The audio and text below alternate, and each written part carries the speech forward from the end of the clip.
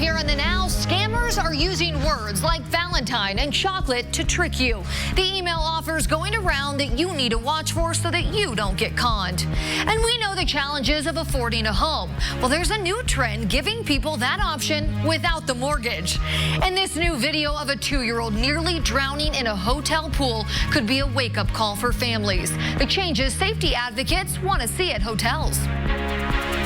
This time yesterday, the snow was starting to add up, and you can see as we look from the IMS Pagoda camera there, we do have some light snow and flurries that are moving through the area. This is not really going to add to any of that accumulation, but it's what happens when we get this very cold air in place, and what limited moisture is there rings out as some of those flurries and snow showers. That cold is coming in on some gusty winds, still gusting over 30 miles per hour in the city, and our temperature has fallen 13 degrees from the high today. We sit at 20, but it feels like 5 degrees. Barely feels like you're above zero right now in the Lafayette area with a temperature of 17. And that temperature is going to continue to slide back through the teens and into the single digits by tomorrow morning. 5 in the Greenwood and Indianapolis area, 3 in Lafayette, and 6 for you in Hendricks County and Danville. So we are on track for being the coldest night that we've had so far, forecasting 5 for Indy. So far, the coldest has been 8 degrees, and you got to go all the way back to November 12th for that. There's a look at Storm Team 6 radar. You can see where we've got a few of those flurries around the area right now. We'll talk about our next best chance for some precipitation coming our way in a few minutes. Amanda? All right, thank you, Kyle. And with the cold and windy weather we are seeing today, you might be wishing for warmer temperatures. And with that comes outdoor summer concerts. You can now see the new permanent stage being installed right now at White River State Park. RTV6's Nicole Griffin is finding out why some say they are excited for the upgrade, and others say they wish the community would have had more input on the change. Construction is well underway here on the amphitheater project at the White River State Park. You see the chain link fence is up and construction crews are busy working. Phase 1 of the project is already completed, and that included 60 new permanent restrooms here. And now phase 2 is underway, which includes a permanent stage. Snow may be covering the ground now, but the cold temperatures aren't stopping construction crews from getting work done on the new stage at the White River State Park Amphitheater. So I'm from Hamilton County, so we have the Ruoff Home Mortgage Center up there, and that's a pre-built-in stage, and I've always loved going there. Concerts there are awesome, so I think bringing that down here, down to Indianapolis, will kind of open that invitation to people coming to more concerts. The second phase of construction also includes installing 3,000 permanent seats. This will be a change for people who are used to the temporary stage and all lawn seats. I've only been there once, and I really liked how the setup of the lawn in front, right up there by the stage. But while some are excited for the improvements, others wish they could have had more input. It blocks the view of the city, and it's the first thing you see, and coming over the bridge. Martin Krieg lives on the west side of Indianapolis and rides through White River State Park almost daily. This is a world-class area, world-class venue that is not being honored in that way. This looks more like a big box Costco type store. The executive director of the White River State Park Development Commission was not available for an interview Thursday, but we spoke to her about the decision to build a new permanent stage at the groundbreaking in October. There are artists that won't play in temporary venues, and so the fact that we will have a permanent stage, it will be obviously more sound, more structurally sound. There will also be artist amenities. With the popularity of the venue growing, leaders say the changes are needed to continue attracting top talent to the area. Working for you in downtown Indianapolis, Nicole Griffin, RTV6. Thanks, Nicole. And we've asked the White River State Parks Development Commission whether or not there was any public input involved, but we are still waiting for their response. Construction is expected to be complete in June, and the first concert is Bare Naked Ladies, scheduled for July 5th. A new dining option is coming to Fisher's Shake Shack. The company's first street-side restaurant in Indiana will set up shop in the Fisher's district on 116th Street. The company's chief development officer said they've had the greater Indianapolis area in their sights for a while. The first Shake Shack for the state was announced last year at Indianapolis Airport. It hasn't opened yet. We are checking for an update. Construction on the Fisher's location will begin late this year. Let's start the Now News feed. A historic settlement between Sudan and the families of the victims of the attack on the USS Cole. The two sides reaching an agreement nearly 20 years after the incident. Sudan also says it will turn over its former leader, Omar al-Bashir, to face trial on war crime and genocide charges. Well, the fires in New South Wales, Australia are now contained. Crews credit rain with helping douse the flames. More than 26 million acres have burned.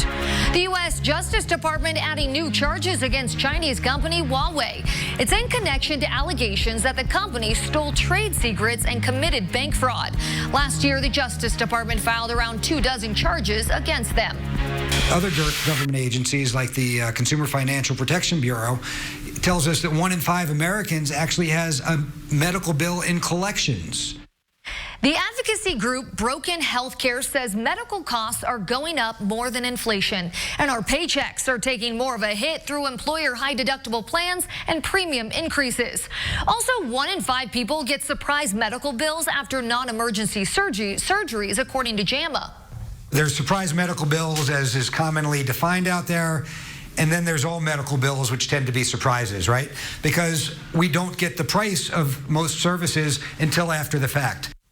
David Silverstein says even though Congress is trying to fix the surprise medical bill issue, he believes the industry will find a way around new rules. He says in order to fix healthcare, you need more competition and transparency in price and quality.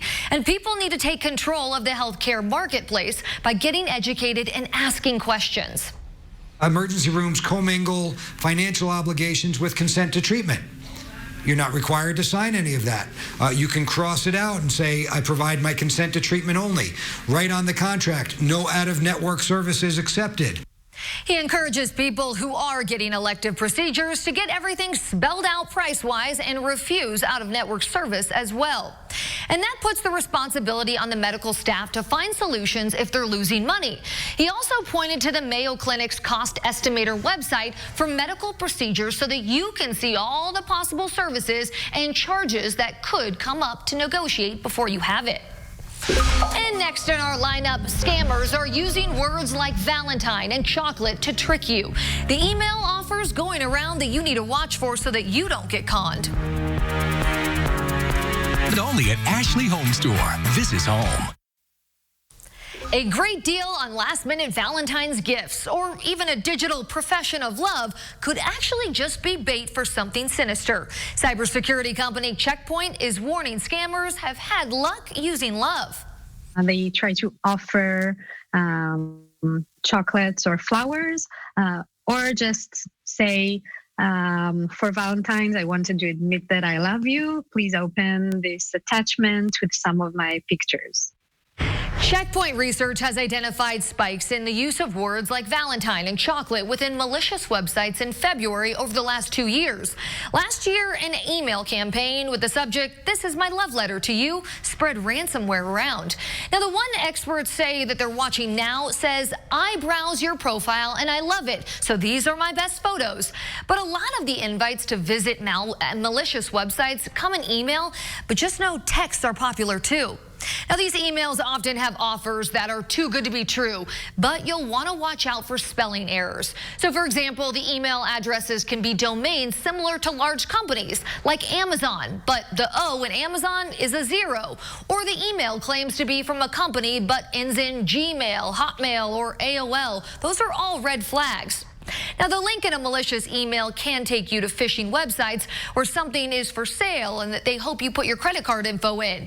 Or the site allows them to download malware onto your computer so that they can steal information that way.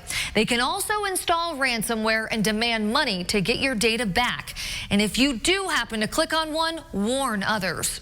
In many cases, malware also take the contact list of their victims. So it means that maybe some of your friends are also receiving the same email. Scammers are always looking for opportunities and trends. Another big one to watch out for is coronavirus. Well, more in our lineup. We know the challenges of affording a home, and there's a new trend giving people that option, but without the mortgage. Kids.org to make a donation today. Turning to the news feed, Southwest airlines won't fly the 737 MAX until at least early August. The company making that announcement today. It had planned to start flying them again in June. Now remember, Southwest has the largest fleet of 737 MAXs. Foreign money going to American universities is the target of a U.S. Education Department probe. Specifically, the department is looking at Harvard and Yale for potentially not reporting donations and contracts. Those were estimated to be valued in the hundreds of millions of dollars. New developments in the sign-stealing scandal involving Major League Baseball's Houston Astros. Two of the team's best players now apologizing. Jose Altuve and Alex Bregman making those statements as the team begins spring training. Well, rising costs of childcare might be keeping parents from getting into the housing market. A new study from Freddie Mac looked at trends over 25 years. It found childcare expenses jumped by 49%. At the same time, housing costs rose by 14% when adjusted for inflation. That means families have less money to save for a future move or to buy a home. Freddie Mac found some parents spent about 40% of their income on childcare. Now that's for families that made less than $1,500 a month and have kids under the age of 15. Child Care Aware of America has been pushing federal legislation to limit those expenses to 7% of a family's monthly income. They say more public funding for quality child care would also help ease the burden. At the individual level, parents can turn to child care resource and referral agencies. They're in every state, and they are there specifically to help parents, providers, and communities with child care. Child Care Aware has resources on their website to help you find affordable care in your area. Well, doctors have just wrapped up their testing on virtual reality during childbirth. We first told you about this in November when the testing began. Women in labor put on VR goggles and watched and listened to relaxing scenes. Researchers say women reported less pain than those who did not get headsets during childbirth. Researchers now need to test the technology for longer periods of time. Many people who qualify for free tax filing end up paying in the end because preparers make their free filing sites too tough to find. That's finally changing this year. Consumer reporter John Matarese shows us some changes you need to know about so you don't waste your money. Good news about tax filing this year. The IRS has made it easier than ever to file free by preventing companies from steering you to their paid sites instead. But free filing still comes with some catches, including one very frustrating glitch. The IRS has taken some of the frustration out of free filing, which sounds so easy but is often so difficult. Automatically put me in deluxe, and I thought, I did not make that kind of money. In past years, companies often hid their free filing pages so that taxpayers ended up paying.